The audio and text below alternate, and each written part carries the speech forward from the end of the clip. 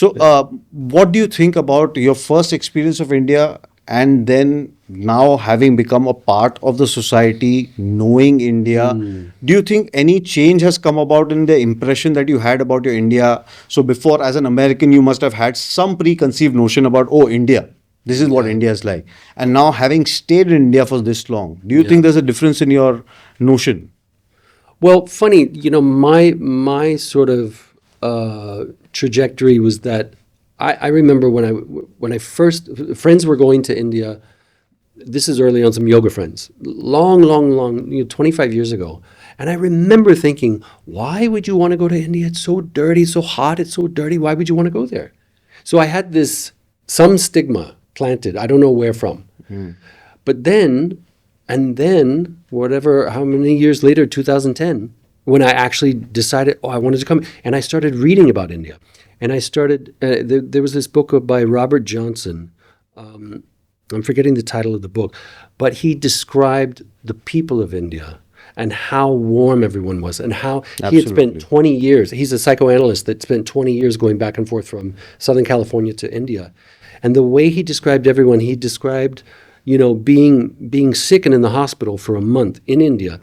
And some boy or young man that he had befriended on one of his trips would come and sleep in the hospital with him every night. I was like, who does that? Like, what population of people is that humanistic and that caring for one another?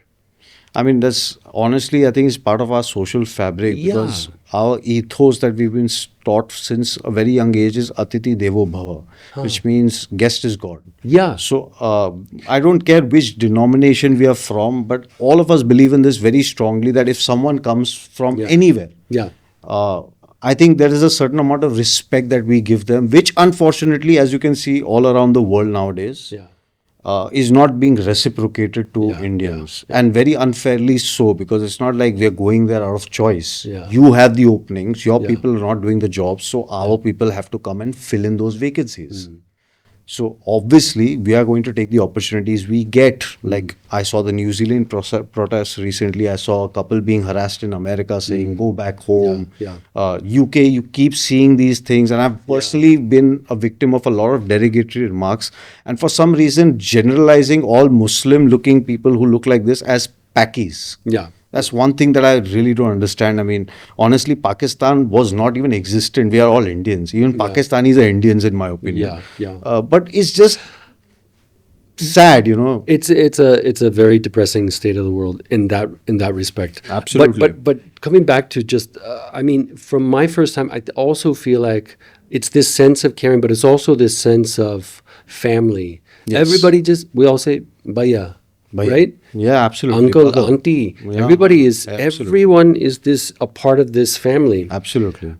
Strangers are a part. And so there's that is something that I noticed when I first came, that was like just so powerful. It was overwhelming. And has it changed with the advent of social media?